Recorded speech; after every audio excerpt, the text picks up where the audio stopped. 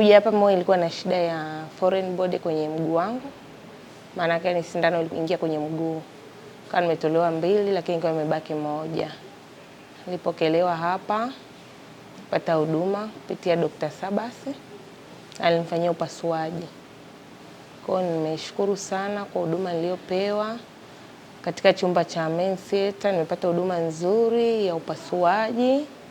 Kwa kweli nilifurahishwa sana, na jambo moja hapo lilinifurahisha, kabla upasuaji walifanya sala. Walimtanguliza Mungu. Kwa hiyo hilo jambo lilinifurahisha sana. Na Mungu kweli alisaidia, upasuaji ukaenda vizuri na sindano ile iliondolewa. Na ile hali ya maumivu kali nilokuwa nimekuja nayo ikawa imeondoka baada tu ya kufanywa upasuaji. Kwa hiyo nipo kwa sasa naendelea vizuri sana. Kwa hiyo nashukuru sana madaktari pamoja na timu yake yote kwa kazi nzuri walioifanya, kwa upendo wao na vile jinsi walivyonihudumia. Wamenihudumia kwa upendo mkubwa sana. Lakini pia nilipokuwepo hapa udini, nashukuru kwa huduma niliyoipata hapa udini.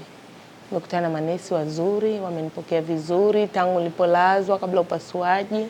Wamekuwa bega na mimi, wamekuwa wakinitia moyo kwenye maumivu, nimepata dawa za maumivu kwa wakati. Hata wakati mwingine nilipokuwa nalia maumivu zaidi, walifika na kuniona, na kunishauri na kunipea dawa. Kila wakija wanatabasamu, wamejaa furaha. Hata nilipotoka kwenye operation yangu waliokuwa night, niliwaita mara nyingi sana.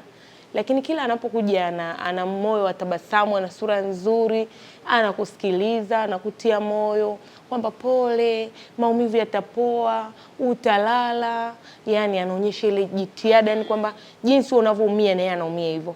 Huduma niloikuta hapa Moi ya wafanyakazi wa hapa Moi kwa kweli ni ya tofauti sana.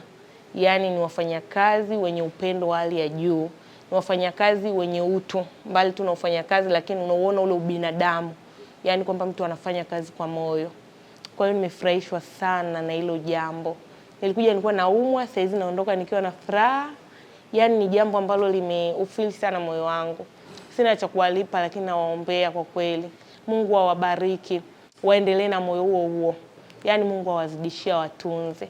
Asanteni sana. Moi, taasisi ya mifupa. Moi, Muhimbili.